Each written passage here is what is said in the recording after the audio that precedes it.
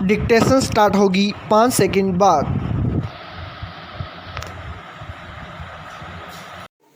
Yes महोदय, विकसित देशों की भांति विकासशील देशों में फिलहाल यह समस्या नहीं है, लेकिन बदली हुई परिस्थितियों में विशेषकर संभ्रांत परिवारों और कामकाजी माता पिता के बच्चों के बीच मोटापे की समस्या तेजी से बढ़ रही है।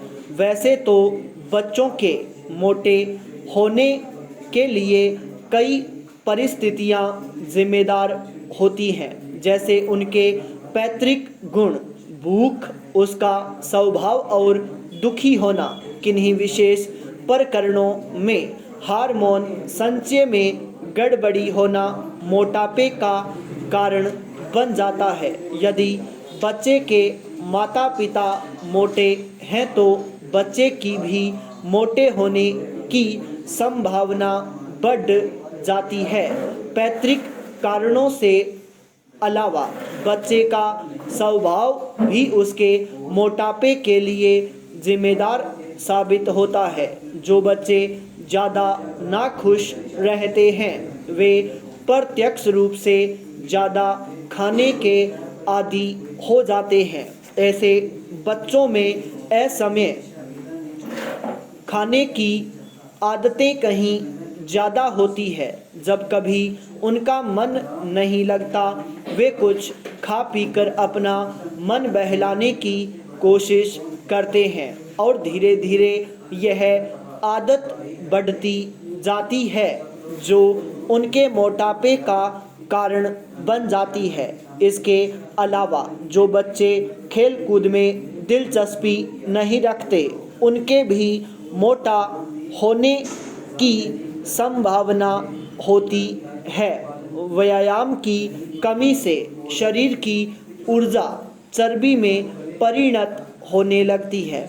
इन सब परिस्थितियों में मोटापे के आसार बढ़ने लगते हैं। अधिक भूख लगना और अधिक भोजन खाना मोटापे का सबसे बड़ा कारण होता है। नवजात शिशु ही क्यों न हो, उसे आवश्यकता से अधिक दूध पिलाना अवांछनीय है। दूध के स्थान पर ठोस आहार देना कहीं अधिक श्रेयस्कर होता है। जैसे जैसे बच्चा बड़ा होता है उसके खाने पीने में खासकर इस बात का ध्यान रखा जाना चाहिए कि उसमें चर्बी बढ़ाने का कारण बनने वाले खाद्य पदार्थ खासकर घी, मक्खन आदि को इस्तेमाल अनुपात से ज़्यादा न होने पाई पैराचेंज। करीब 6-7 वर्ष से लेकर 14 वर्ष तक की उम्र के बच्चों का शारीरिक विकास अत्यधिक तेज हो जाता है। इस उम्र के दौरान विभिन्न शारीरिक एवं हार्मोन परिवर्तनों के कारण बच्चों में मोटापा बढ़ने का खतरा रहता है। मोटापा बच्चों के लिए कई बार अभिशाप बन जाता है। अन्य बच्चे उसे मोटा कहकर चिढ़ाते हैं तथा उसके साथ खेलना पसंद नहीं करते। इस प्रकार दुखी होने और अकेलेपन के कारण स्वयं को सांत्वना देने के लिए बच्चा सामान्य से क्रमशः मोटा ही होता चला जाता है। इतना ही नहीं, यही मोटापा बच्चे के आलसी होने का मुख्य कारण बनता है। सामान्य जीवन में वह और बच्चों की तुलना में पहले खेलने कूदने में और फिर कई बार पढ़ने लिखने में पिछड़ने लगता है। यही नहीं, बचपन का मोटापा युवावस्था और अधिक उम्र होने पर रोगों का कारण बनता है। मोटापा हृदय रोग, कुछ प्रकार के कैंसर और समय से पहले मौत का प्रमुख कारण बन जाता है। अत्यधिक मोटापा शरीर में चर्बी को जन्म देता है जिसका असर रक्त की धमनियों और शिराओं पर पड़ने लगता है। पाई पैराचेंज। भाइयों, आखिरकार एक लंबे संघर्ष के बाद, जो कि मुख्य रूप से अहिंसात्मक था और जिसका नेतृत्व ऐसे विलक्षण व्यक्ति ने किया जो अहिंसा और सत्य को ईश्वर का पर्याय मानता था, परंतु स्वतंत्रता के किनारे पहुंचने के अंतिम चरण में भारत को खून की नदी में से होकर गुजरना पड़ा और यह नदी भारतीयों ने ही खोदी थी तथा इसमें भारतीयों का ही खून बह रहा था। अभूतपूर्व पैमाने पर लोगों का निष्क्रमण हुआ।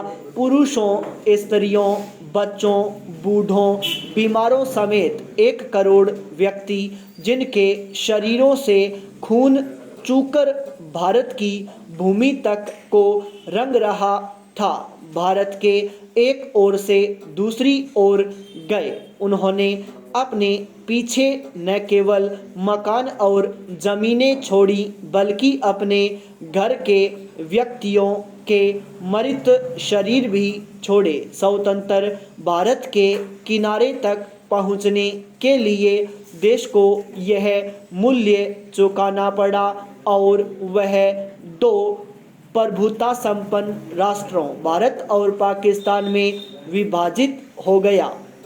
यह 15 अगस्त 1947 की बात है।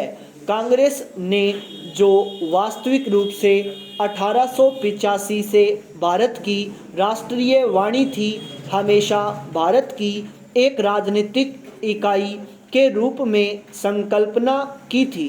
कांग्रेस को अंत में भारत का विभाजन स्वीकार करना पड़ा। वैसे तो यह स्वीकृति सहमति से दी गई थी, परंतु वास्तविक रूप में देखा जाए तो यह ब्रिटिश शासकों द्वारा पिछले कई दशकों से उत्पन्न की गई परिस्थितियों के दबाव के कारण था। फूट डालो और राज करो की नीति पहले पहल अलीगढ़ मुस्लिम कॉलेज की स्थापना के साथ शुरू की गई। एक दूसरे के बाद आने वाले 3 ब्रिटिश प्रिंसिपलों ने पृथकता का विचार मुस्लिम नेताओं और छात्रों के मन पर बैठाया। पाई पैराचेंज।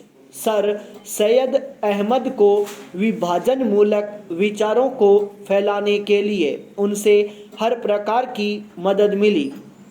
हम यह नहीं कहेंगे कि इसमें हिंदुओं का कोई दोष नहीं था, जो मुसलमानों से सामाजिक स्तर पर अलगाव बनाए रखते थे और आर्थिक दृष्टि से उनका शोषण करते थे। अलीगढ़ कॉलेज के अधिकारियों को अपने उद्देश्य की पूर्ति के लिए उपजाऊ भूमि मिली। यह सब कुछ पिछली शताब्दी के अंतिम वर्षों में हुआ। इन्होंने सोच समझकर राष्ट्रीय मुसलमानों की उपेक्षा करने की नीति अपनाई। 1947 में कांग्रेस के साथ विभाजन स्वीकार करने के सिवा कोई विकल्प नहीं था, विशेषकर गंभीर सांप्रदायिक झगड़ों के कारण, जो कि गृह युद्ध का रूप धारण कर रहे थे। जिन्ना ने यह सुझाव भी दिया कि सांप्रदायिक आधार पर आबादी की अदला बदली की जाए। शायद वह बेहतर समाधान होता, क्योंकि इससे शायद वे क्रूर कृत्य न होते जो बहुत लंबे काल तक पड़ोस में रहने वालों के साथ उनके पड़ोसियों ने किए।